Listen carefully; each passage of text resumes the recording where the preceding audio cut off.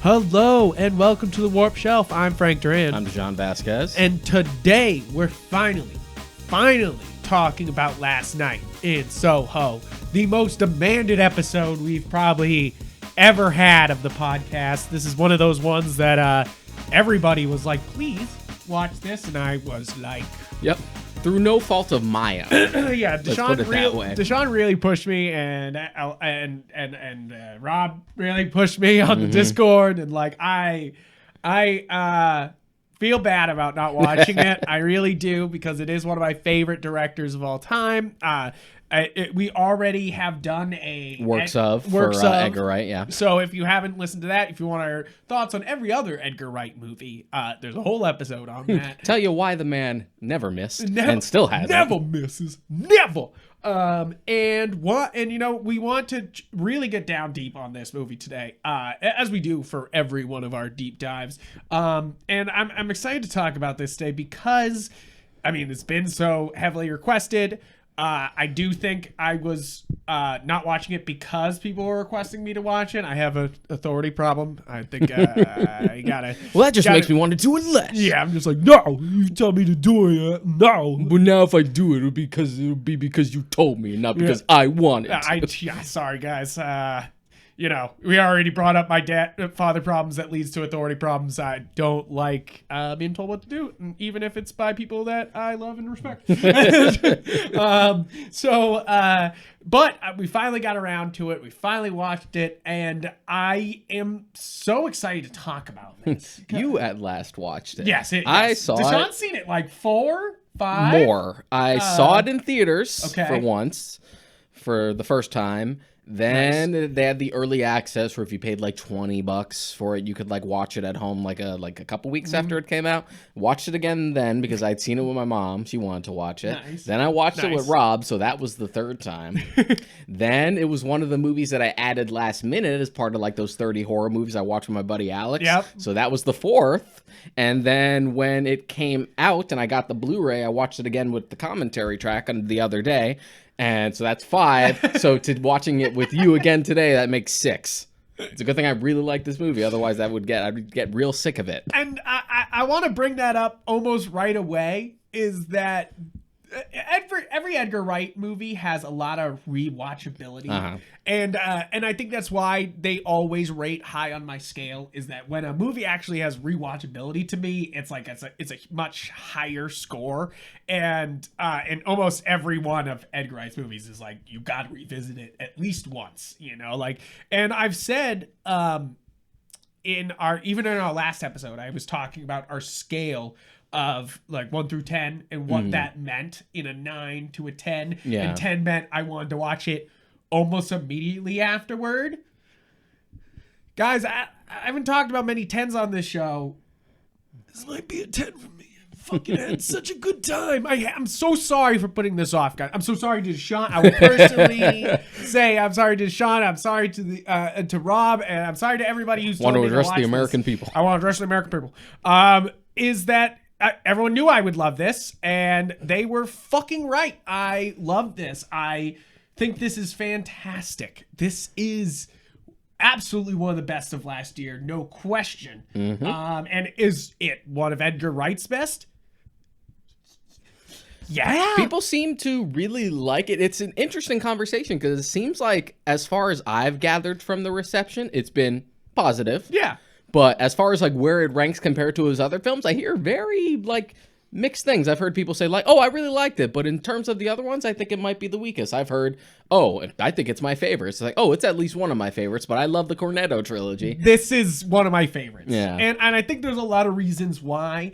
I love that we're finally, and I think this is important to bring up with Edgar Wright, is that when you talk about Edgar Wright, he's often making plays at genre films, Hot Fuzz, Shaun of the Dead, at World's End. They're all genre movies. They're, and they are genre movies, but they're making fun of the genre so much. They're primarily comedies first. It's a parody. So to finally with Baby Driver and Last Night in Soho, which are quite a dynamic duo, by the way, are actual genre films. Like, no joke, like straight. To the point where if you look at them on paper, as far as a premise is concerned, they're not anything like especially unique or like really groundbreaking. They're very simply told stories, but you put that under a very specific director's kind of lens, and it feels like it adds a whole new dimension to it. A whole nother thing.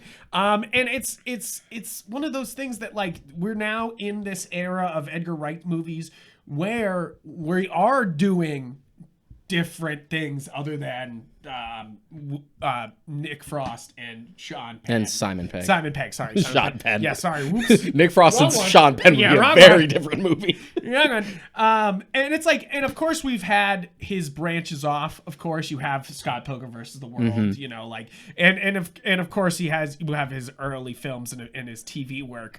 But it's one of those things that we're finally getting, like, and a documentary. Sparks Brothers, which I have seen. Which is last year too. Yeah. It's like we're finally getting him doing the genre films he loves, you know, like, instead of parodying them and doing a love letter to them, which this and Baby Driver are huge love letters too. Oh yeah, it's a huge love letter to British, like, horror films of the 60s and the 70s, and Italian, but as well as Italian stuff like Giallo, Dario Argento, Lucio Fulci, any of the yellow. How do they say it when they're Giallo? Giallo. Yeah, sorry. Yeah, I'm Italian and I don't fucking know. But it really, and Baby Driver was very similar in the same way, where it was like a huge love letter to all the driving escape movies that have happened before, you know, like huge love for all those things. And I think that's what's always come across in Edgar Wright's work, is that Edgar Wright is a fan of films first, you know, like. Oh yeah, he's the biggest nerd in the world. Like, if you just follow him on social media, and every time he posts about, like, how many Blu-rays he's just bought, right, or like him watching like 10 movies in a day, just like, I watched all of this today. Here's my huge Criterion collection picks. Right, love just it. Like he just goes through movies. He lives and breathes movies. It's wild. He's where I got the idea of being, like, trying to slam a movie into a day, you know, like, and I've kind of transitioned to, like, anime also, but it's like, it's definitely one of those things that, like, I think that's how you become so versed in movies, is you really fucking, like, buckle down. And, like, I used to have more time when I was younger, but that was also like Tarantino's, like, whole thing. Like, he was a self-taught filmmaker. He had never really went to school for it. He was just a dude who loved movies and picked up on nuances just based on the movies he had watched. Yeah, and I think that's always important with any art, is that you don't have to go to the colleges or a school to do it, you know, like it, and it's almost more important to have those breakouts, you know, like, but of course Tarantino, I feel like, has inspired a lot of people, and it's in almost sometimes in a bad way, like in a lot of ways. It's like it's not as bad as it used to be. No, yeah, definitely not as bad as it used to be. Pretty much post, like, Pulp Fiction, there were so many, like, Tarantino wannabes. Yeah, it's like at film school, it was like, are you a normal film lover, or are you a Tarantino guy? Yeah. You know, like, what's your favorite movie? Boondock Saints. You're like, son of a bitch. You're like, I do love that movie. Are you making fun of yourself? Yeah, I'm making fun of myself. No, it's funny that, like, Boondock that's Saints. the stereotype. I've heard that joke so many times. Yeah. It's like the stereotype. Maybe it's just Boston. It could be, but, like, Boston. The three ones that come up are just, like, Fight Club, Boondock Saints, and The Big Lebowski. Yeah, which I was, The Big Lebowski. It's like, that's what I was like.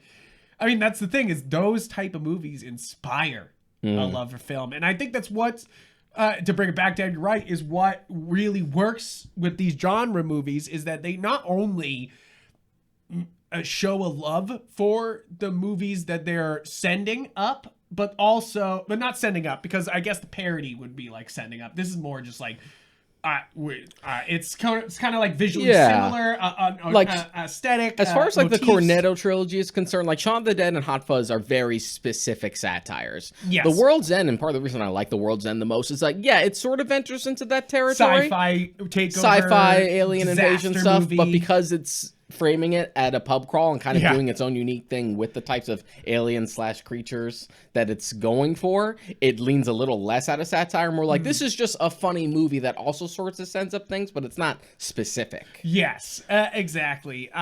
So I think the thing that really just kind of stands out to me is that as much as Baby Driver is an action movie, it's also of course, it's got romance. Of course, it's also sort of a musical, you know, like, and I think that Edgar Wright, of course, you're like, just do a fucking musical. He wants to do a musical so bad. Just do it. You can see it present in every single one of his movies. Seriously. And this one definitely almost, it's like Baby Driver is literally set to certain music. So it's like that, it's like almost Baby Driver is almost more of a musical, but this one literally has musical scenes, has literal song numbers and dance numbers. And you're kind of like, is this the secret musical horror psychological thriller movie? Like, you're like, what? Like, he's doing a lot of genres here in a lot of ways, you know, like he's doing psychological horror, he's doing basically a musical, doing a mystery. It's like it's he's taken a bunch of his favorite genres and genre films and kind of just been like in a way that feels almost Knives Out-ish in a way where it's like, I understand what I am taught, like, you know, I understand the material I am alluding to, and I want to improve on it, you know, like I want to do better. I see the faults in those movies, and I want to do a better version of those, you know, like it's like, and that's definitely what comes across in Baby Driver. I feel like is like him being like, I've never seen action scenes like this, so I'm gonna do it, you know, like, and it's like, and yeah, just that idea of like, and this goes towards anyone creative, the idea of just like make what you want to see or want to consume, just like, I'm not seeing this, and no one's doing it, so I guess I'm just gonna have to do it myself. And it's one of those things that it's important to bring up with Edgar Wright, is that like Shaun of the Dead is considered one of the best horror movies, even though it's not scary in any way. Hilarious, you know, it's hilarious. It's like, so it was finally, it's great to like this guy who's, you know, is really good at horror because you've seen Spaced episodes, you know, like you've seen you've seen Shaun of the Dead, and of course World's End has some like actually scary moments where you're just like, you're like, oh shit. For him to fully lean into the horror, to really like revel in it, you know, like right off the bat when they had announced like his next project was going to be a horror / thriller film that was going to be played straight, I was just like, I'm fucking in. Yes, I'm so in for it. Yes, and that's exactly it, is that like, it's weird to say, but he's like playing it straight, you know, like it's like that's, and it's not to say that it's like dour or overly serious. This film still is funny in places, and it's like very like joyful, but it's still one of those things where like it's not a comedy.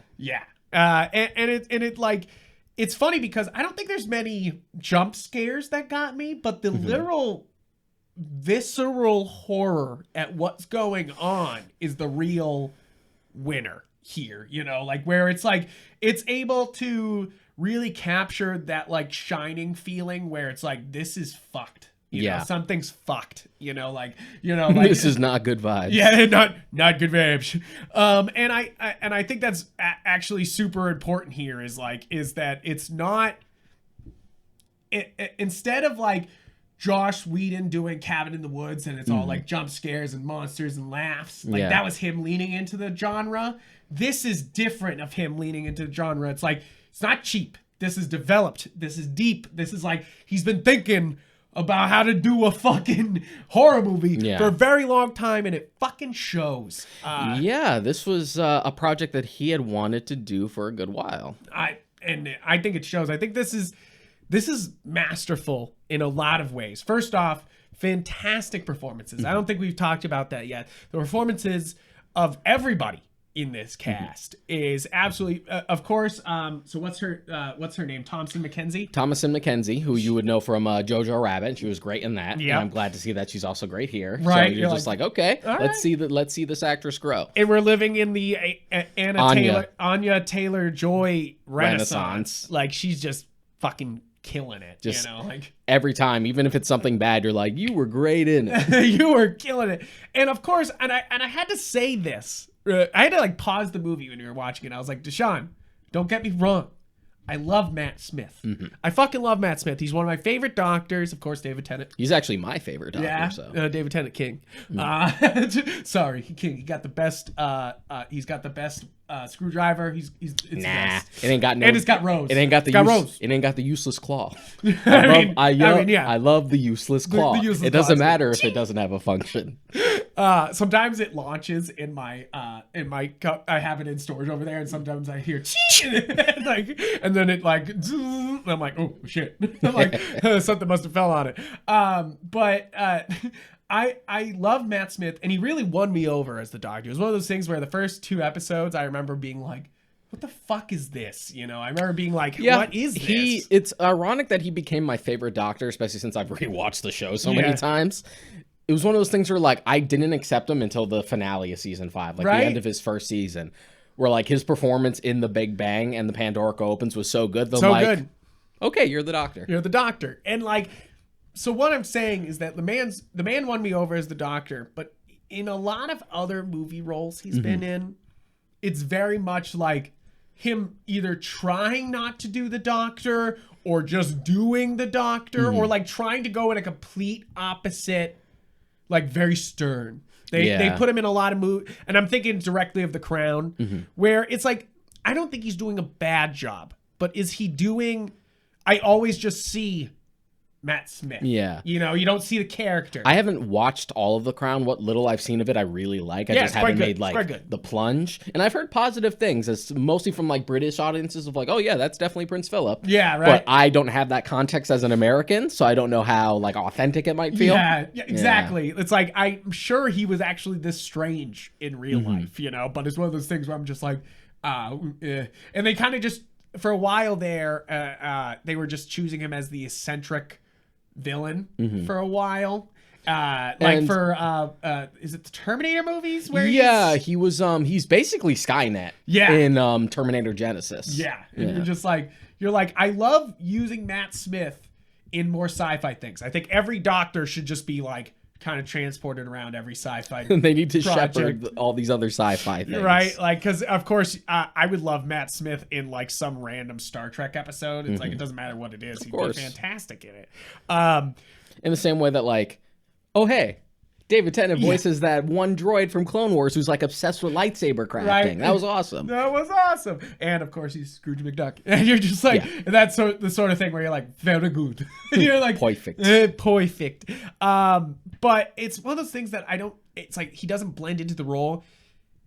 Absolutely blends into this role here. He, as much as Edgar Wright is being absolutely smooth as butter through this entire movie. I said that several times when watching. He's being smooth as butter. Like, everything seems so fucking effortless the entire time, and he's just like flexing on bitches. But also Matt Smith is extremely smooth.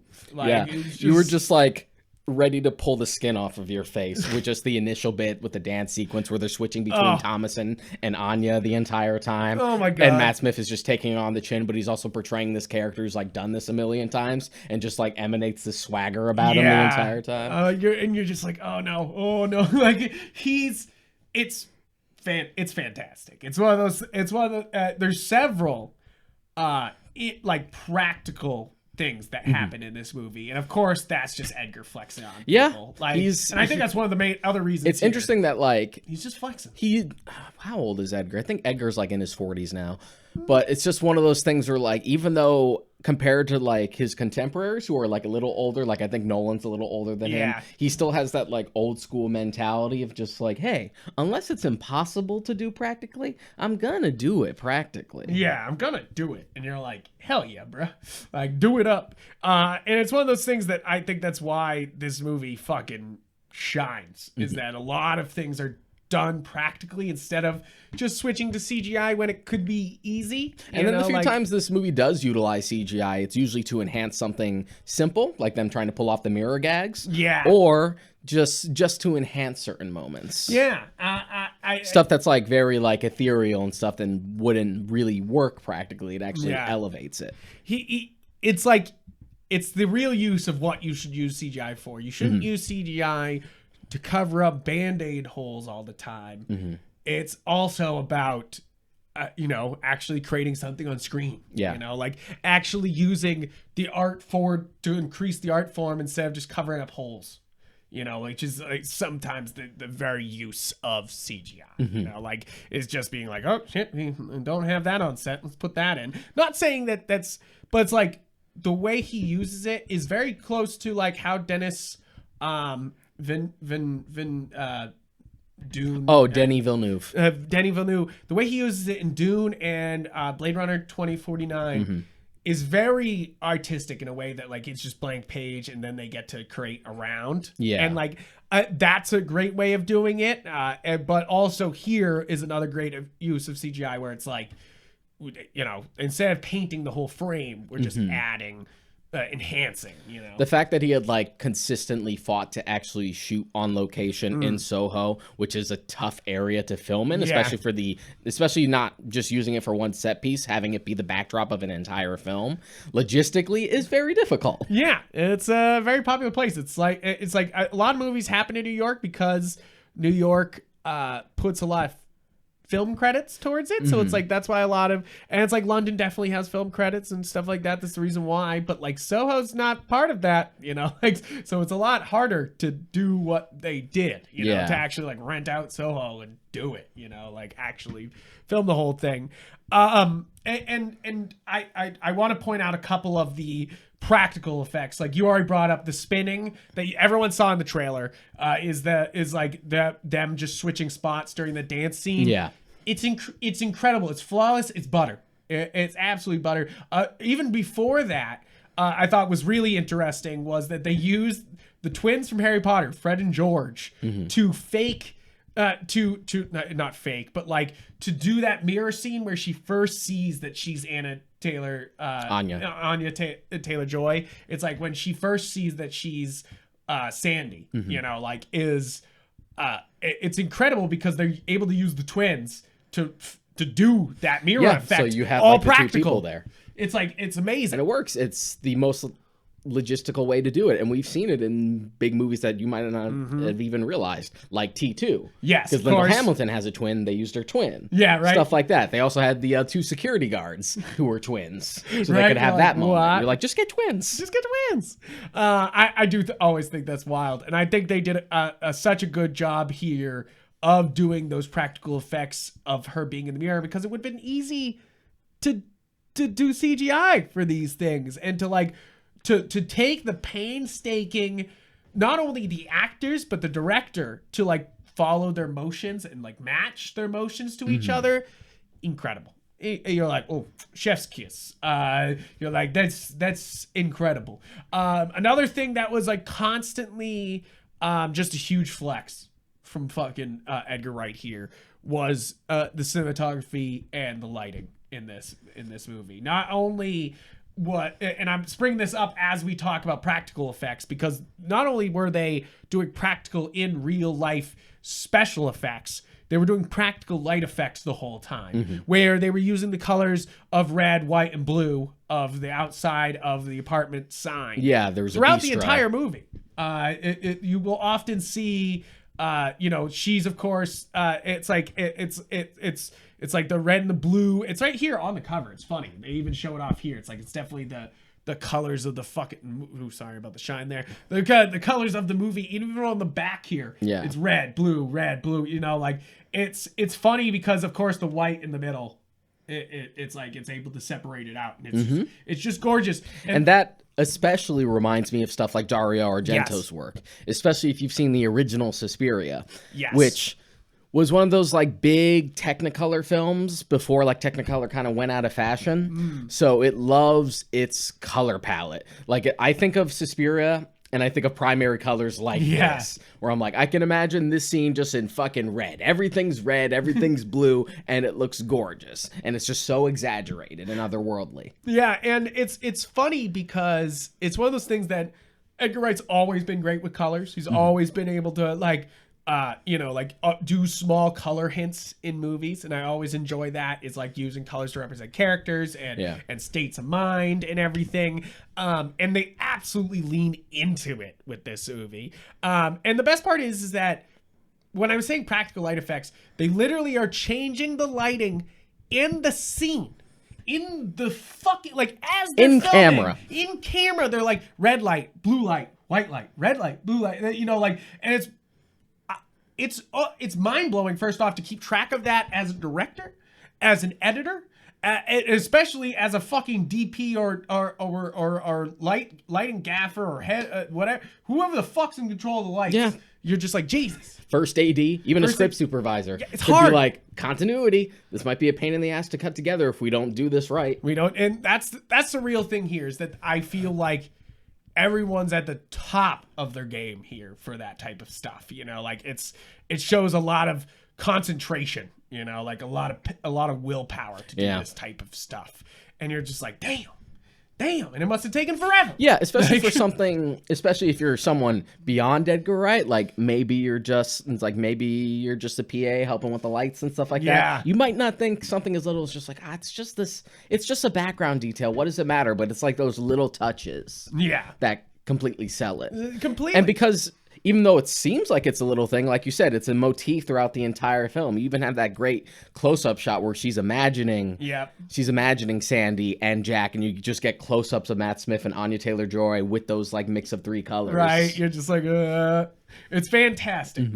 I've heard, of course, like is that the red and blue is, of course, the bisexual colors, which is so funny because you're just like, that doesn't work for every movie, but you're like, that's fine. But sometimes colors are also colors. Yeah, you're like, and we have so many flags by now. Eventually, there's going to be some crossover there. Right. You're like, all right. But I do love it because it's the primary colors also make it very dreamlike. Often, you know, like that flicking of the light outside and in her dreams and everything makes it disorienting, and they're able to often edit in things in those different colors when they switch, which is always it's a fantastic trick they use constantly in this, and it's just mind blowing. Remind me to bring up light switching later when we talk about the climax. Yes, absolutely, because that is one of the, you're just like, holy shit when they're using that.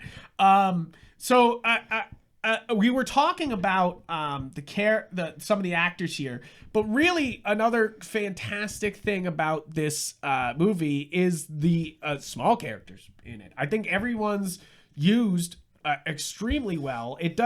When I'm saying Knives Out, I say Knives Out because they don't waste anything or any character. Yeah, you don't feel like it's just there, be like, whoa, look at all these big name actors that we've got to get into, you know, sell tickets. It's also like, oh, we know these actors, we know what their strengths are, and we play to those strengths, and we give them something to do. It's fantastic. Of course, Diana Rigg as Miss Collins is, of course, another huge, like, Bond reference. That's several times in this movie they make Bond references that she drinks Vespas. And it's like, if you're not in the know, Diana Rigg played Tracy Bond, which is the only time, I think it's the only time Bond's actually been like actually married. Yes. Was on Her Majesty's Secret Service, which is one of the best Bond films, actually, even though I know everyone's like, yeah, but it's George Lazenby. He was the first one to not be Sean Connery. Yeah. It's really good. It's one of the best ones. Fun fact, Telly Savalas in that film, who plays Blofeld, was the main inspiration for the character design for Lex Luthor in the DCAU. Really? They specifically modeled him after Telly Savalas and On Her Majesty's Secret Service. Love it.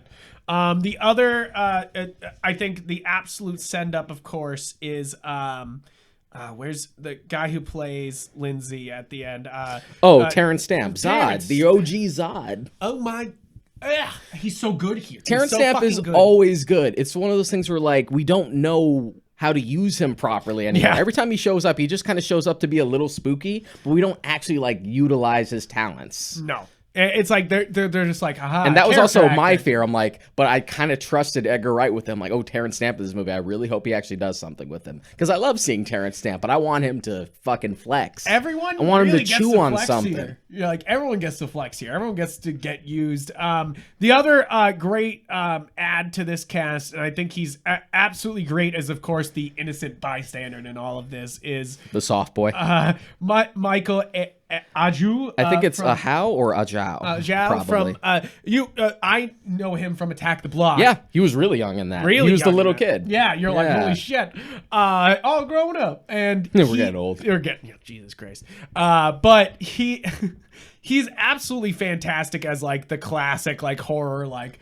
Let me help you, boyfriend. And you're like, oh, you dead, motherfucker. Oh, you gonna? Oh, you dead? Man, can we making it out of this? What you get for being nice? And I really think that everyone gets to get used extremely well. And I think, of course, guys, go watch the movie. We're gonna talk spoilers at some point, but let us fucking say that right now. Pause the episode. You can come back to any podcast platform or on YouTube on the Galaxy of Geek YouTube page, or and then come back here and restart it because you got to see. Yeah, we're gonna talk about everything. We're gonna talk about everything here. Of course, we always do that, but it just a little bit of warning. So, spoiler alert. Moving forward, I think that one of the great things about a mystery is, of course, the great twist of a mystery. It's hard because every twist is so apparent most of the time, like it's very set. It's the reason why I bring up Knives Out in this comparison, because it was one of those movies that was able to surprise me, and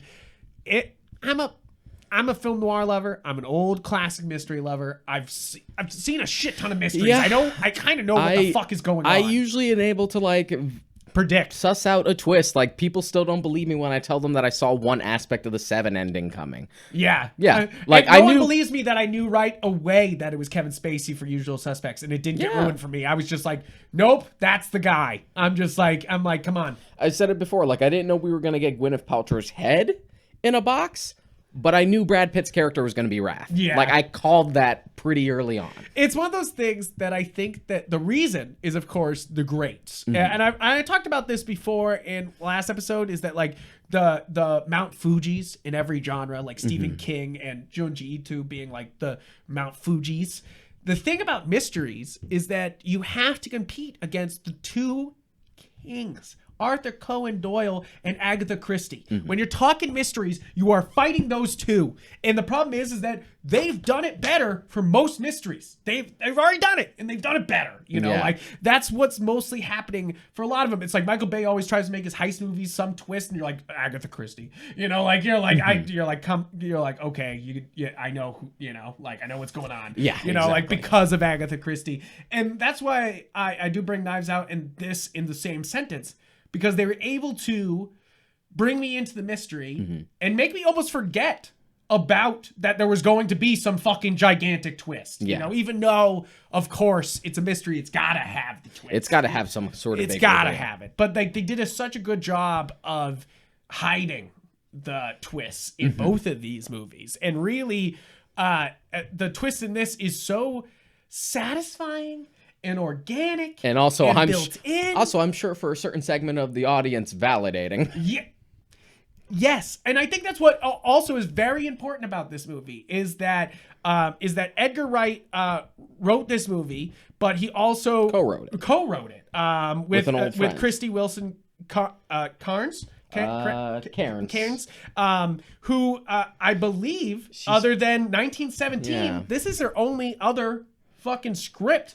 Which no, she's got 12 here, but Penny Dreadful episodes and Fink. Oh, okay, nice. All right, some British short films. I mean, co-writing 1917 is nothing to raise your nose at. That's what I'm saying here. Yeah. This girl is fucking incredible, because like your first fucking, other than Penny Dreadful, your first fucking like major movie is 1917, and I think she won an Oscar for it for Best Original Screenplay. I'm pretty sure. And She should get another one for this one. They're not gonna do it because the horror movies, the Oscars hate the horror movies. There are 2 commentary tracks on the Blu-ray. There's like one with Edgar and like crew members, like cinematographer and stuff. Nice. And there's another one with him and her. So, that's awesome. Director and both writers. I love that. That's the one I listened to when I had watched it. And she had talked about how much influence to her own experiences living in Soho that she incorporated into the script. And I think that's very important here is it's very real. Yeah, to the point where like a horror psychological thing, it seems real. To the point where the Toucan is a real pub. Yeah, that's funny. That she went to all the time. She said she worked at that pub when she sold her first script. That's wild. Yeah, that's crazy. That's a real place. Write what you know, I guess. And by that, they mean like literally just incorporate things you know. You don't have to write things you and just that shared experience of like sort of a country mouse coming to the big city and being isolated from the people that she knows and trying to make a name for themselves and prove themselves. And it's just like, yeah, I can make it out here on my own. I don't need help. I think that's one of the important parts of this is that this is a real story about understanding somebody's pain, like about having some empathy towards somebody who lived in in the same situation you did, big dreams, coming to Soho, you think you're gonna make it, you come with so much confidence, and it's like it's a very real story in that aspect, even though of course it's about spirits and ghosts and like and time travel, and you're like, oh, okay. They don't have to be mutually exclusive. No, and I think that's what's so great about it is that a lot of sci-fi can feel very detaching and like one thing's sort of relatable. Like everyone knows how it feels to most Twilight episodes are like everyone knows how it feels to be lost or how it is to lose a child. Lots of those Twilight episodes are like simple things that are like relatable, but this whole thing is like, like you can understand, like a lot of what's, they're trying to get at with the sci-fi. It's all built in, like into her psychology and also the plot, like. Yeah, it's one of those things where like you can tell what sounds like a simple story on paper elevated by a genre. I really do think trailers don't do this fucking movie justice. Is that they were able to show off some of the amazing shots, of course, and that's how you bring people in. But trailers did not do this justice because it kind of felt like, oh, she's gonna figure out who murdered her. It's a fun little mystery. And you're like, but that's not what this is. There's so much more going on. And you're like, you don't often feel like the trailer really fucking really undersold the movie, even though it was showing off its best parts. Every trailer undersold this movie. Every fucking trailer. And in a good way, of course, because you get the whole mystery yourself. But it's like one of those things where every one of those trailers did not show off what the fuck I got. Yeah. And you're like, true. Thank God. And, sometimes it's always for the best. Right? It's like, I don't want a movie to be ruined by a fucking trailer. I want it or to have feel like more. you just watched the entire movie just condensed into 3 minutes. So many trailers. Looking at you, Ambulance. I've already seen that movie. We keep bringing up Ambulance. I've already seen it. It's like a third episode in a row where we're like, fucking Ambulance. It's the best 3-minute movie I've ever seen. It's true though. It's like really exciting. Michael Bay's been doing a bunch of shorts since his last couple big movies, so it's like it's kind of funny to be like, he's back to shorts, baby. So sorry, I'm getting fucking lost on this fucking movie because it really is. It's fantastic, and we were saying realism in the script and kind of like what the story is, but one of the most important parts is the amazing use of dialogue in this movie. Absolute realism. Nothing feels extremely forced. It's like the dialogue feels natural, and it's not like Edgar Wright didn't already have extremely natural dialogue in all his movies, or not some of the best. The man is an incredible writer. I love the way he writes, and it's like, but I think it's important to point out how real these conversations feel when they happen, even though they're awkward at times, her I especially think about the scene where she first meets those girls and she accidentally brings up that her mom killed herself, and you're just like, yep, that's real. Where you're like, I didn't mean to say my trauma, but I fucking blurted it out. I accidentally overshared. And that's a I think a real human thing. A real human thing there. And a real fantastic use of dialogue. But I think an important part of Last Night in Soho is, and he does this in many of his movies, is that no dialogue is fully wasted or without being able to be spun around at some point. Especially here, we have the motif of and they really shove it in your face in those scenes where what's your name? What's your name? That's a lovely name. That's a lovely name. That's become like an in-joke between me and Rob, where like someone says their name and something, we're like, that's a lovely name. And it's like they really drill it into you, but it's one of those things that they're able to still turn it around at the end to really like nail home that you didn't really understand what they were saying. Yeah, you want to talk about rewatchability. There are so many tells in this movie from the jump. Yep. You know where to find me. Because Mrs. Collins is Sandy. Yep. The first time they say you know where to find me, it's right at the apartment where Ellie is living. You know where to find me. Yep. I'm literally right in front of your face. Or it's just little stuff. Like before we find out that the whole altercation with Jack and the other dude at the Café de Paris was staged, there's a little tell. When he goes up to dance with Sandy, he winks to someone off screen. Yeah, he does. That's amazing. So you're like, things like that. Or the idea that... And it's also because I love that scene because it's not really high glamour. He really just like does one dance with her, punches out a dude, and then they make out in a booth and then run away. And the booth's in the club. It's like they didn't actually run away. Yeah. So like people, if it really did happen, they would have like stopped them, like, and it's like very much like, it seems like high glamour, and that's what he says, like this is just a taste of what's to come. Like because it's all a charade, like it's all the whole thing. It just keeps like standing out to you when you rewatch it, or even simple like inflections. Yeah, like when she does her audition and the guy's only reaction is like, so she can sing. Yes, it's like a very matter of fact, like, oh, that's not really required here. Yep. You're like, shit. And of course, I said the line earlier when we were watching it when they were like, oh, yes, he manages a lot of girls. Instead of saying he manages singers or talent or something, just girls. And you're like, uh-oh. Yeah. That's and a pimp. This is pretty much how it goes. I've mentioned on the show before that like I read a book called Pimp last year, which is a really famous book. Yes. Great book. Really fucked up. So, kind of a hard read just in that aspect. But just like the steps that they take to like sort of woo these girls underneath their control is exactly what he does. Yeah, and you're like, the idea that like they woo them with romance, the idea that they have sex with them once, just the one time, and then they promise them the world, and then they start to like, they push them here and there little by little, just like, oh, I don't mind sharing you. You can have fun with this guy. Just like it all ticks those boxes. And then like the quartering of her, you're just like, and it's like, it's so well built. Everything is so well built in and so deliberate, like, and that's so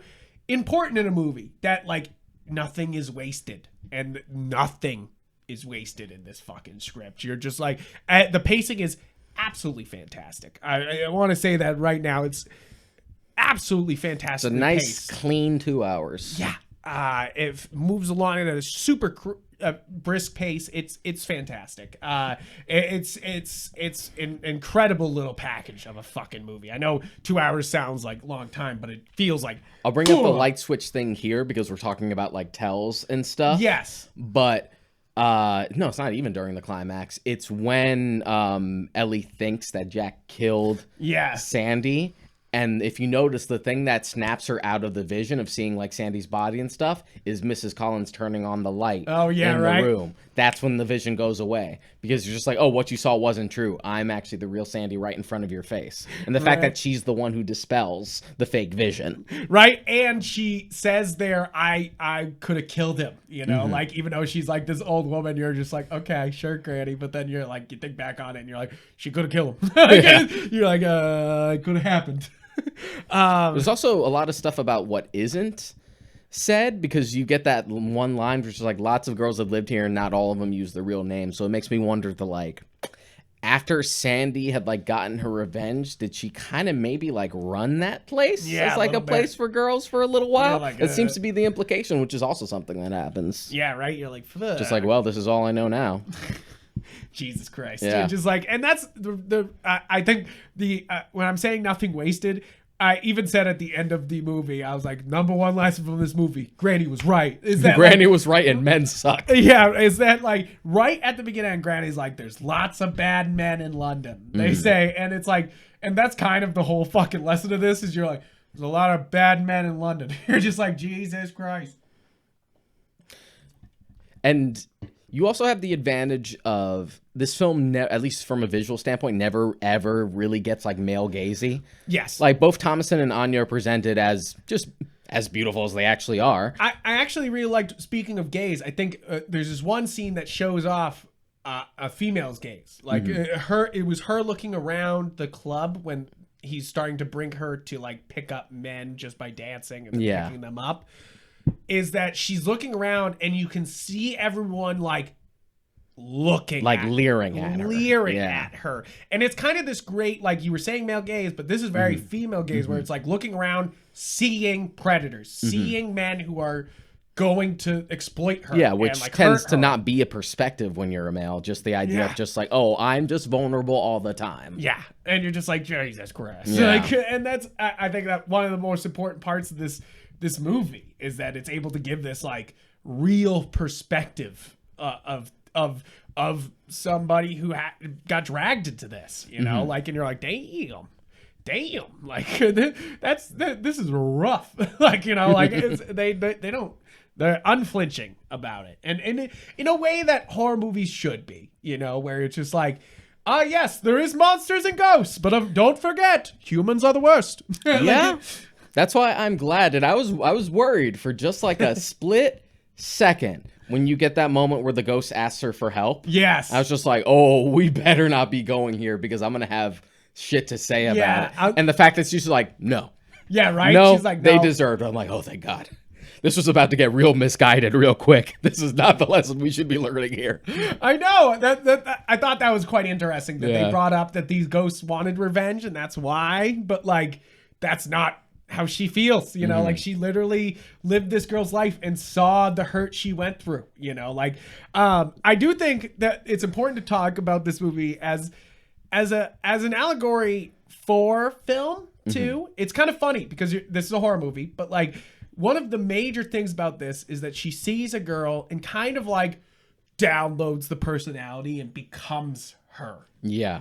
That happens very often with movies, especially at a young age. You watch a cool movie, you see somebody really cool, and you go and you sit there downloading that personality, and then you come out a different person being like, I want to be like that person. You know, there's tons of people who watch Star Wars and want to be Han or Luke, you know, like, and like they see themselves in those characters and they try to like look like them, become them, act like them. And I'm not saying just Star Wars, every movie. Yeah, but it's just one of those things where like, you really don't though. Yeah. You think you do, but you don't. You think you do. And sort of in that same vein, I love the way, and this always comes up, I love the way this movie treats the idea of nostalgia. Yeah. Which sort of goes back to the original definition of nostalgia back when it used to be classified as a sickness, where it's like the refusal to accept actual reality in the present. Yeah. Because you're too obsessed with the past. And you know me, I love kicking nostalgia in the balls all the time.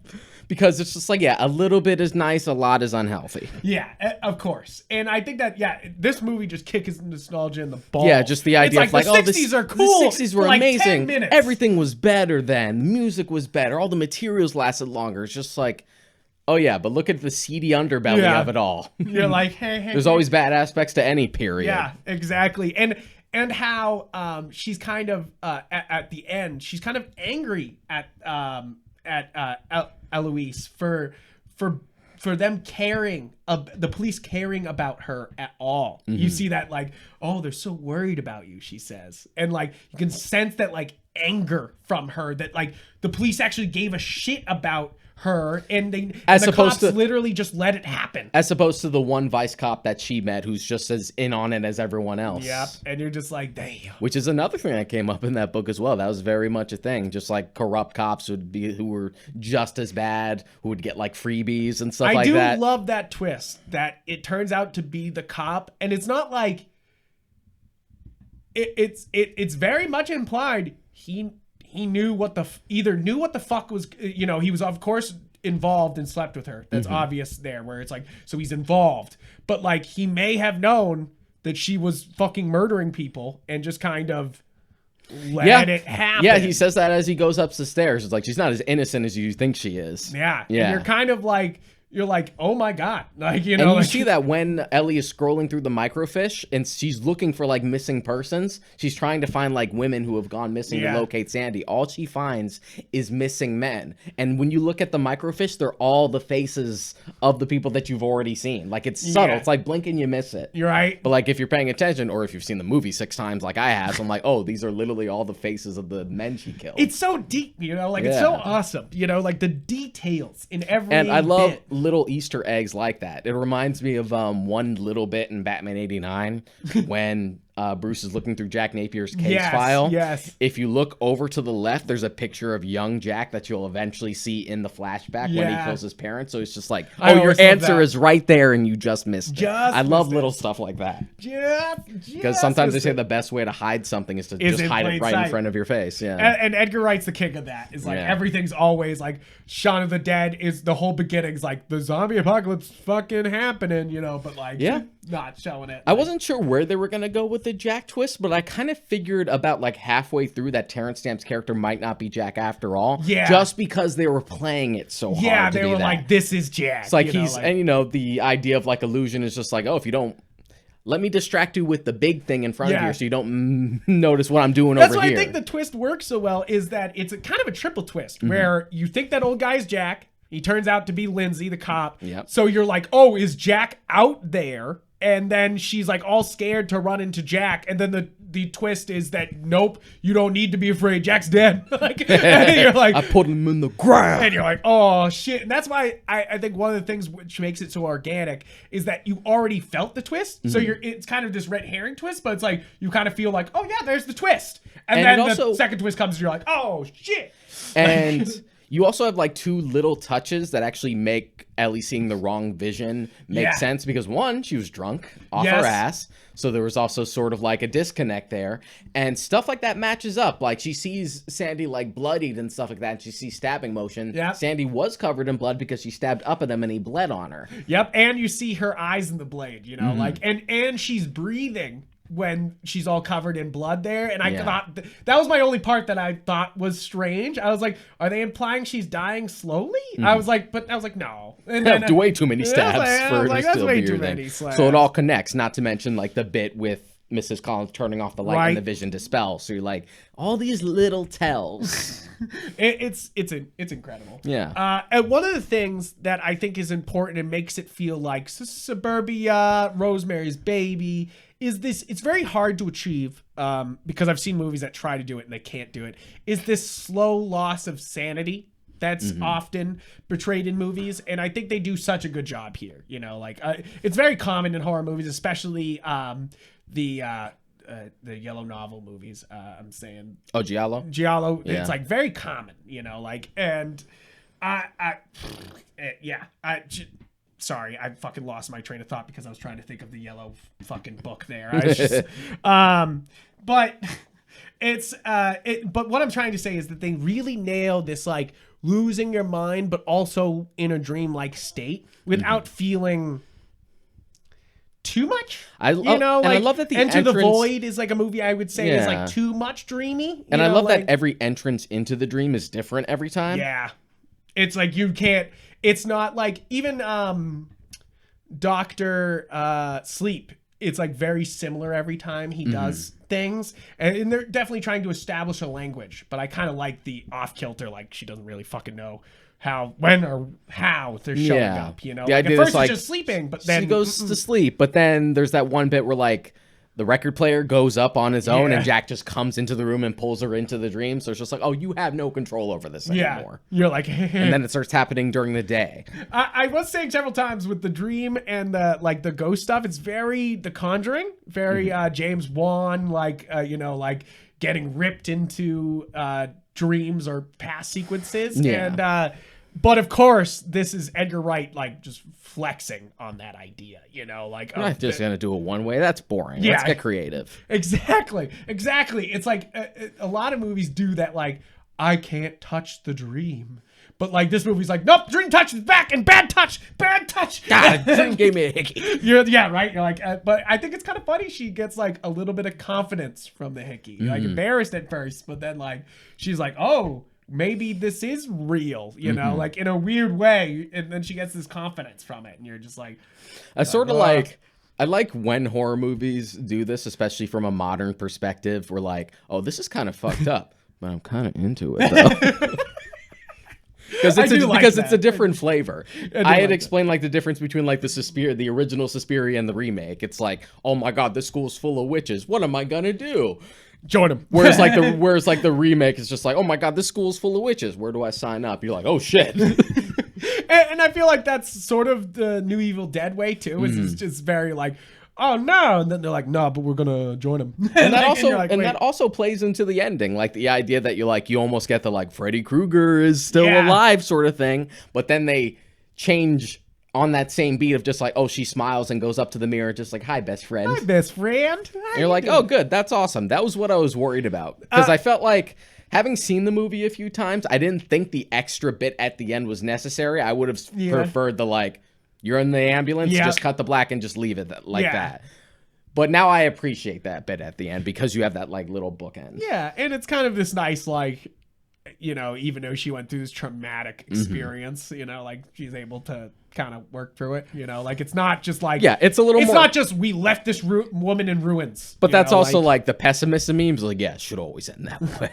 Just like, don't you get your happy ending out of here. No happy. But I'm over here just like, okay, having seen the movie a few times, I'm like, I appreciate that it's there. Yeah, and I think that's one of the absolute best parts of this movie, and why I think this will is going to go down as one of the best movies ever made is the absolutely striking visuals. And I don't say that lightly, guys. I don't often say that lightly, but I fucking love Edgar Wright, and I think this is masterful. This is fucking like, please put this on again, masterful. And I've already said the practical lighting, the practical effects, but it's the literal images that they're feeding you at almost constant rate that just is incredible. The use of the hallway scene where it's almost The Shining, where it's like, you're seeing all down these hallways and seeing what's inside of each room, and you're just like until the end when you're like, and it doesn't even need anything as spooky. It's just like, oh my God, a rotting, creepy, naked old lady. It's just like, oh, it's just women being victimized. Yeah, you're like, and one of the, of course, when I'm talking visuals, the ending is incredible. The scene, I fucking loved it. Oh, I loved it. Yeah, I'm so sorry to everybody because I just love this movie. I fucking I should have watched it before. Yeah, the You're My World reprise when she's going up the stairs, switching between old Sandy and young Sandy is amazing. I love it. It's my favorite. It's my favorite scene. I love watching it. At first, I was like, "Oh, is this too cheesy?" And then I was like, "No, this is amazing. This is incredible." Before I even did the full plunge to like rewatch it with commentary, the first thing I did was just watch that scene up the stairs again. It's one of those things that a lot of horror movies end with that, like, the twist, and then you're getting chased by the killer. And the way they're able to, like, humanize all of this and, like, really work this imagery from before in and, like, show it's this final, like, boss fight with the stairs, like... Yeah, the fact that the stairs are, like, made out of glass, too, and you see at, like, the bottom and the top that they look like broken shards of mirror, you're like, ah. And it also accounts for, like, what we had brought up before, like, the right way to use CGI. Yes, exactly. And because it puts you in like this. I also wondered, that was very practical. I think those were stairs and the chandeliers in the background. I think that was real. Like, not much. I think it was a use of lens to make it look weird. But it puts you in like this nice dream-like state. Yeah, and And then of course the scene that I feel like is so old school, like, and of course all of that is very like Bay of Blood, of course, like, you know, showing everyone getting slashed apart and everything before she does that whole scene. And it's so over, like, it's so like the nice amount of over the top, just like slash, stab you right here in the cheek, like, very specifically. Able to, like, he's always been so good at doing horror, like type, like violence, you know, like especially in Hot Fuzz, like the guy getting the fucking pillar on him, that and then the guy shoving his neck on top of the fucking church, horrifying type of like grossness, like, you know, like of gore. He understands like what frequency to play it at. Exactly. Like this is a send up to like 60s and 70s horror anyway, and it would have that sort of like feel to it. Right. It's incredible in that aspect where it's able to like balance that, like, the dream state and these violent images and also the stairway scene. And then of course the one that really sticks out to me is her sitting on the burning bed as she's already slit her throat. You're just like, oh, very old horror movie. Yeah, I love it. I can already see the one perfect shot tweet. Yeah, right? It's seriously, it is one of those perfect shots. You're just like, damn. It's one of those things that you can't show off the shot because it gives away the twist. So you're like, I don't want to show off the shot, but it's also one of those things where you're just like, that's so fucking good. Not necessarily, because if you hadn't seen the movie and maybe if you were only going by trailers, you would just notice like, oh, that's old lady burning. Yeah, like, yeah.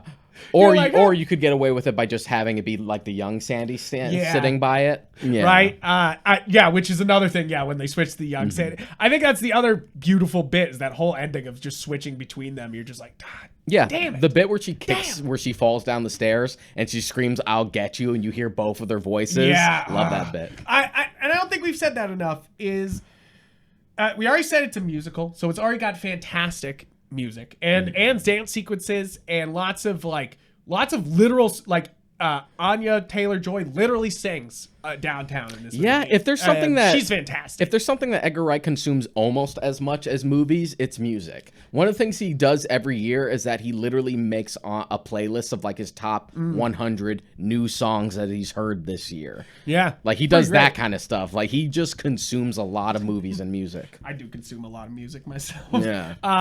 But it's not only is the soundtrack great, the actually people on screen singing is fantastic. The literal sound editing and sound effects they put in, beautiful, literally makes you be like, I fucking love movies. Is that like weird? But like, you're just like, I fucking love it. It's like when in the first dream, when she hears the drink going down, you know, like lots of little like things that they add emphasis on with echoes and stuff is like total hints towards what's actually going on. And it's chef's kiss to the sound effects. It's one of those things that I would give this fucking movie. I would cover this movie in Oscars if it was my fucking choice. I'll tell you what. I've already fucking listened to the soundtrack a few times in the same way that I was addicted to the Baby Driver soundtrack for like a couple weeks, or just on repeat. It's fantastic. It's beautiful in a lot of ways, and it's inspiring in a way. In a weird way, this movie's almost inspiring. The same way every Edgar Wright movie kind of inspires me, where I watch it, I'm just like, fucking love this. Yeah. Like, I like this modern trend of just sort of like more transgressive horror movies where they're just like the end of Candyman being like, fuck it, we're starting a revolution. You're like, good on you. Good on you. The end of this where it's just like, nah, fuck them. I put them in the ground and I don't regret it. You're like, fuck yeah. Of course, is it Single White Female that won the Oscar for screenplay last year? And that's another one. Yeah. With Carey Mulligan. Yes, and that's another one where they're like, that's really I may be killing rapists. That's another good one. Like, and you're like, yep. I feel like this movie kind of like holds hands with that movie a little bit in a way that it's not apparent at first, of course, and then it finally is like, there it is. Yeah, we're just putting them in the ground.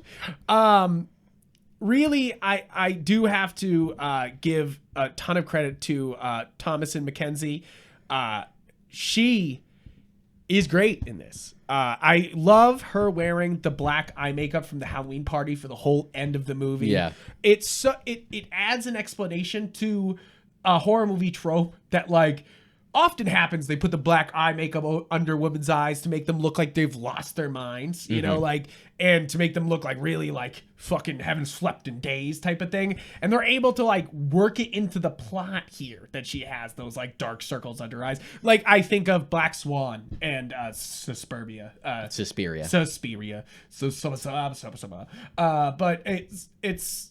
one of those things that like it's these women being driven to madness. What's the other? There's a couple good ones. What's the one where she's? Oh God, I can't remember. Fuck it. I'm not even gonna bring it up. But it's one of those things that like it's an incredible use of something that's a common cliche. You know, like, and that's what I think I love about this movie is that when it's setting up another movie, it's doing it with a lot of love, a lot of like. I love this movie. Let's me try to improve on this. You know, like let me try to take this and further. there's so many like little things that he includes just to be a film nerd. Yeah, like at like her big dance sequence at the beginning, right when the movie starts, where she's dancing in her like cute little newspaper dress, and she literally has a Breakfast at Tiffany's poster behind her, and she does the thing with the cigarette pipe. Yeah, right. You're like, there it is. Or the fact that like when they go to the party, the club that they go to is called Inferno, and that's where they really utilize like the different colors, which is a thing in Argento's movies, and Inferno is the name of one of his movies. I absolutely, I love it. And the fact that Jocasta and like her band of cronies are dressed like the girls from The Craft at the party. Right. Yeah. You're like, oh. Which they had to get clearance for. Really? Yeah. They mentioned that in the commentary. Like they had what the fuck? They had to get permission to like have to use the girls from The Craft as like a likeness. That's wild. Yeah. That you can't copyright goth. Like you can't copyright goth. That's not okay. I do appreciate them wanting to seek that clearance, but also you're kind of like, what? But hey, it worked out. It kind of reminds me of like the battle between him trying to get the clearance for the Michael Myers mask, but he couldn't, so he used Austin Powers instead, and they made that the joke. You know, blessing in disguise. It actually made for a funnier gag. It is, it's funnier. You're like, all right. It's just, it's an incredible neon-soaked, a beautiful movie. I'm of course a sucker for any neon, and of course you put the whole title in neon, and I'm like, it's a pretty good looking movie you got there. That sign would drive me. I'm such a light sleeper that a sign like that would drive me crazy. And I think that's the kind of important part there is that no one can sleep with that type of light going on. Also, the fact that they're next to a bistro also isn't wasted because it would hide the smell of the bodies in the walls. You're like, and she says a quick line when she's first moving her in. She says, you have to open the windows in the summer because the smells rise up. Yeah, and you're like, what smells rise up? The people in the walls. You're like, shit. I do think it's funny that it is a people in the walls thing. I think that's a very current a trope in horror of like, because it happens in A Haunting in Connecticut and a couple others where they're like, they were in the walls the whole time. And you're just like, shit. Is that like a modern fear? Is that people are like, shit, they're in the walls. People are in the walls. Those people are in the walls. Like, I already have spiders to deal with. I don't need to think about that on top of it. Right? You're just like, what the fuck? But I do like it, especially because he uses it for the visual ending of them breaking through the walls. That's amazing. And it also makes sense that it plays to the idea that Ellie is clearly something of the special. She has like that Stephen King kid thing going on where she's like kind of psychic. She sees her dead mother sometimes. So the idea that when she's put in a place, and it's the idea, one idea theories about like ghosts and spirits is that places hold memory. Yeah. The idea that once she's put in a spot like that where there are literal bodies in the walls, that it just kind of goes off. I love that you brought up Stephen King because I said it several times right away that I felt the Stephen King vibes because they, like a Stephen King book, they're like, hey, our main character has powers and they're not so pleasant, but everyone kind of knows about it. Like, you know, they often do it in Firestarter and Carrie. It's very like, that's what I kind of get the vibe here is that like all powerful, like psychic girl type of thing going on. And what's why I say Stephen King is Stephen King's very like, if I'm having powers in a story, It's now. We are talking about it now. I'm not gonna fucking explain it to you later. I'm not gonna build it into the plot. Like, she finds this mysterious power. Like a lot of young adult novels will do, like, she discovers her powers, you know, like which Stephen King knows and Edgar Wright knows that's a waste of fucking time. Discovering your powers, bullshit. Let's get to the powers. Yeah, Let's it's go. like right off the bat, like her grandmother knows about it. It's not a big secret. It's just like, oh, I haven't seen mom in a while, which is a lie. Yeah, you're like, you just saw her. Because I don't want you to stop me from going to London. And I do love that, like, the horror's right there from the beginning in like a mild way, you know, like in like, yeah, I see mom sometimes, yeah, you know, like, and you're like, oh, that's a dead mom. Like, you're just like, that's not great. I think that's super important here is that, like, they already start you with that taste of horror with also a little bit of musical. They're like, and then they're like, and now we're leaning, you know, like, and we're leaning into it. I also want to point out how infuriating and I mean well written, but like infuriating those girls are to Eloise. Is like they are so mean, and it's like I feel like they're like the perfect villains. They're like perfect little side villains. You know, you like, were talking about this while we were watching it, but like we went to an art school. I know how fashion students are. They're like this. You know, catty like, as fuck. It's weird to say because it's like.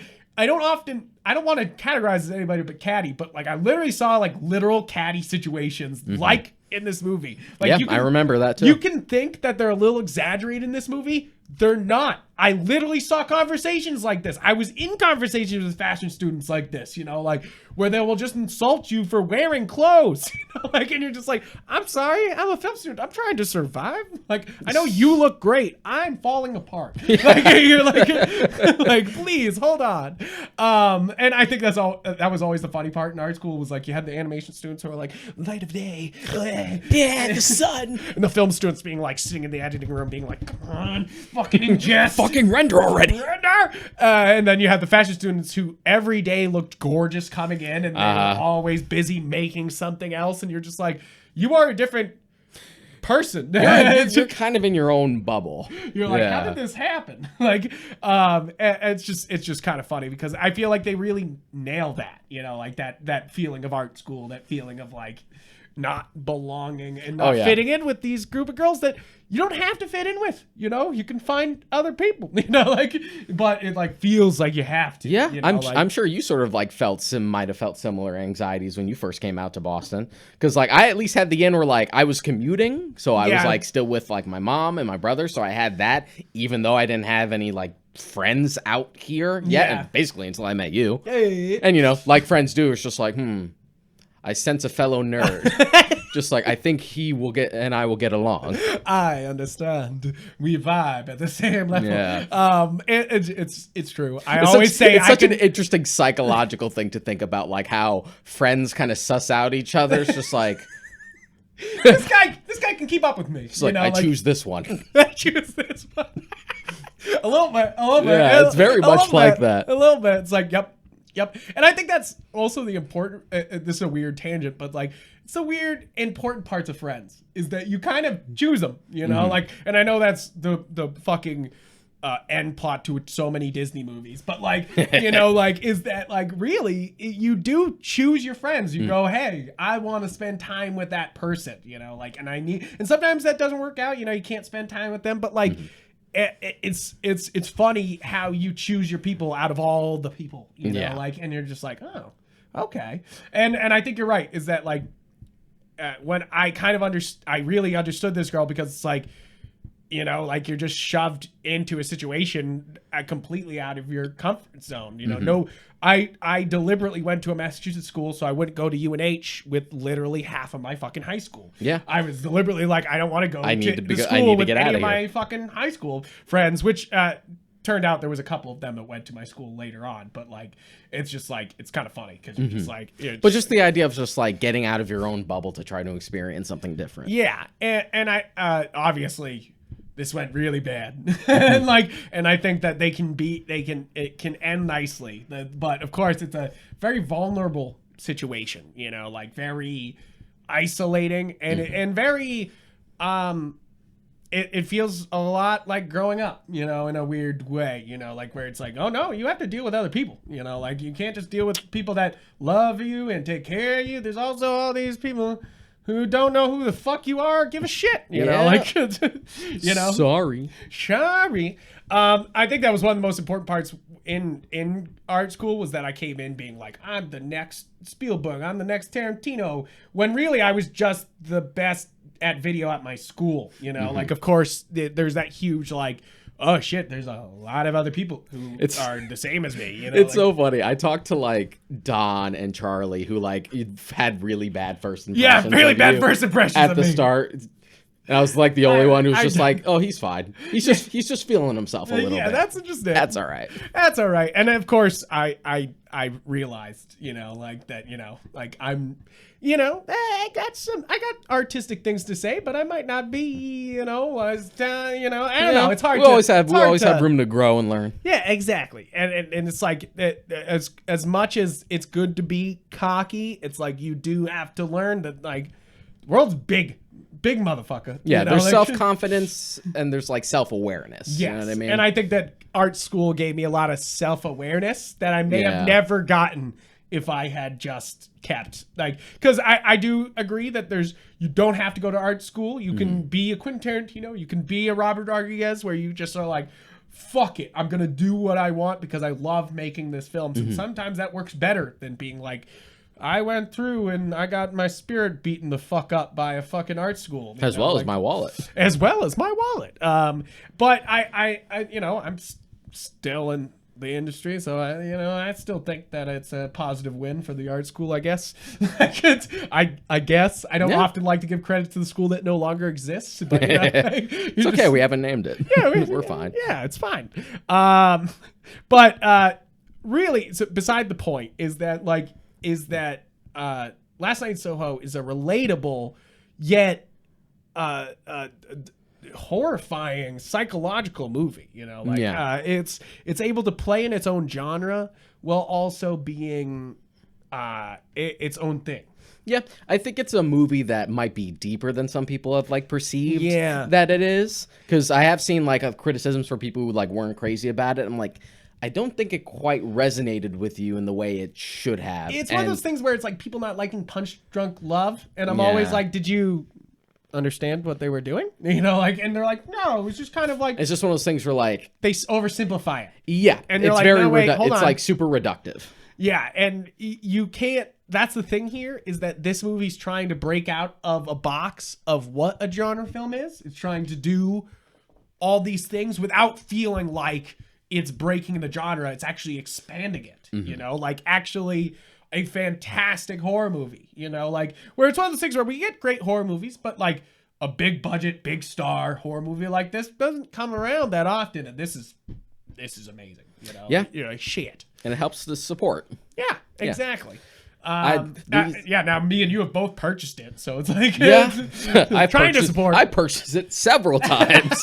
So as far as Edgar Wright is concerned, as far as your money for Scott Pilgrim this year, you spent a lot of money on Edgar Wright. And I went to go see Sparks Brothers, not knowing anything about the Sparks band, which I would also recommend you watch. Yeah, you can watch it. I had no idea who these people are. I didn't know until he was doing the movie, and then I had to look it up and be like, oh, that's cool. Like, and that's actually part of the joke in the band.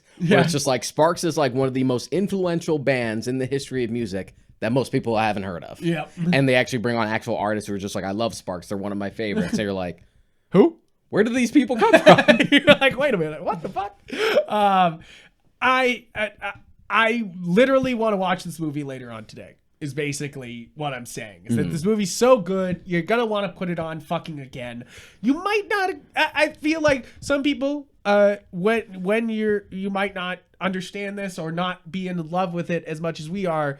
It might be because you're putting it into a box. You're trying to put it into something that you're like, it's a horror movie, you know, instead of being like, is it a musical psychological mystery thriller?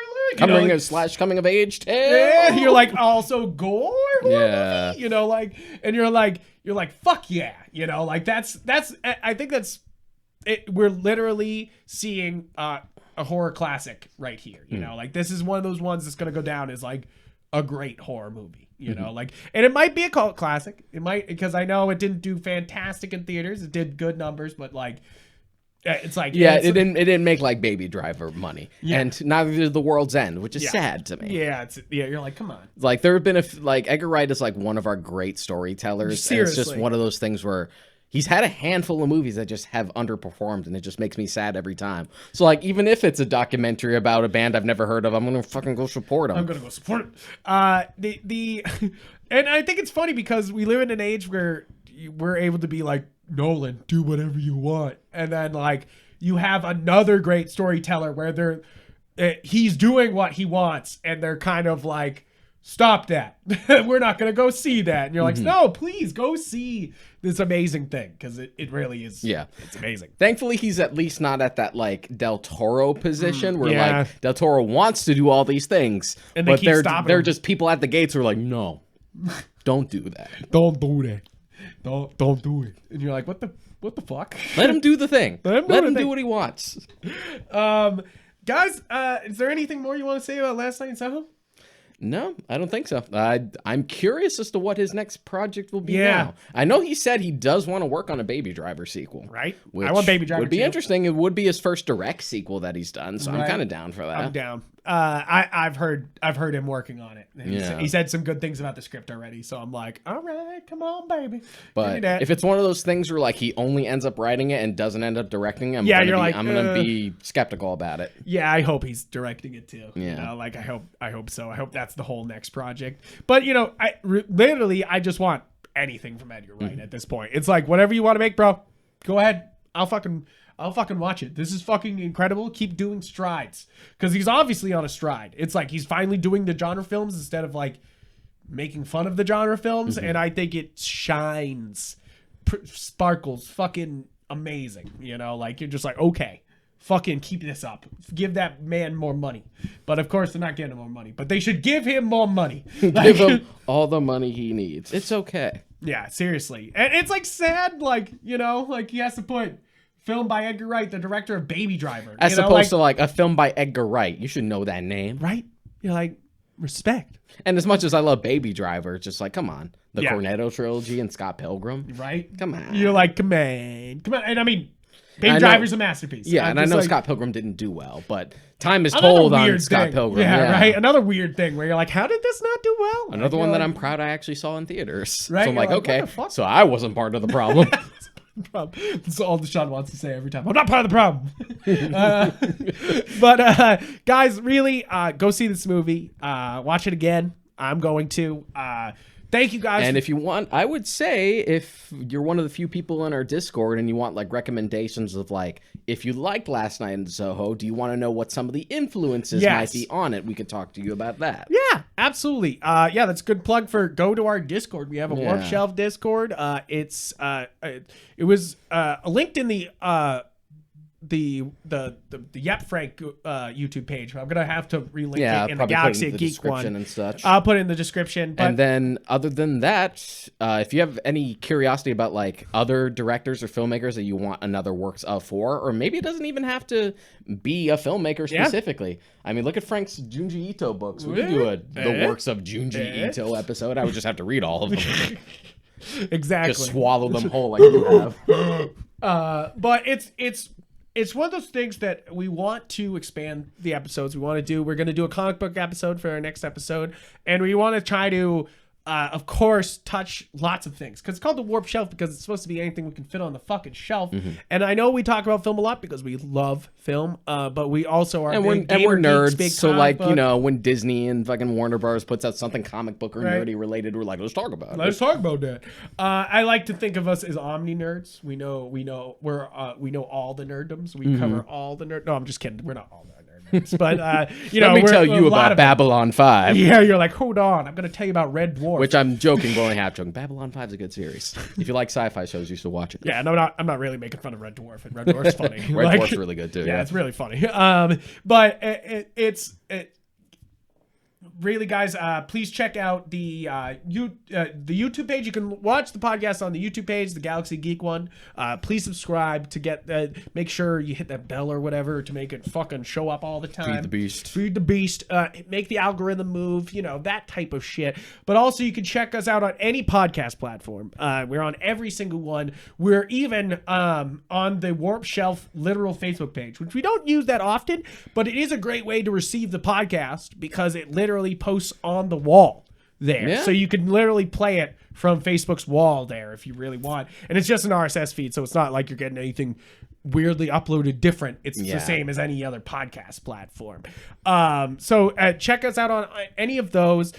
Be sure to like the Facebook page or the Galaxy Geek Facebook page because we meme up there. Just show the support. Show the support. And be sure to check us out on our individual Instagram and Twitter. I'm Yep Frank there. Mod Karika. And I also have Yep Gundam for all the fucking Gundam kits that I've been making. Most recent of addictions. Most recent of addictions. You can see all that on there. I've been really keeping up on there, and I've seen a lot of love on there. So almost at 300 followers, which I started it like a month ago. So good man. Pretty fucking great. I love you, Gundam community. You guys are fucking nuts. And also extremely nice, and I love it. But guys, thank you for listening to this episode. I'm sorry to everybody that we had put off this episode for so long. I do feel like an idiot because it's absolutely fantastic. I've been pushing it for a while. It's great. I feel bad because it's fantastic. I think Rob's exactly right. Why didn't I watch this? I know I would have loved it. I know it's just because somebody was asking me to do it. And I was like, no one asked me to do nothing. I'm a big boy. I do what I want. I pay my bills. Exactly. That's why I bought too many Gundams. You're not my real dad. Sorry, guys. Yeah, sometimes the father issues come through on the podcast. But, guys, thank you so much. Thank you for your patience. Thank you for listening in. And I hope you have a great rest of your week. See you next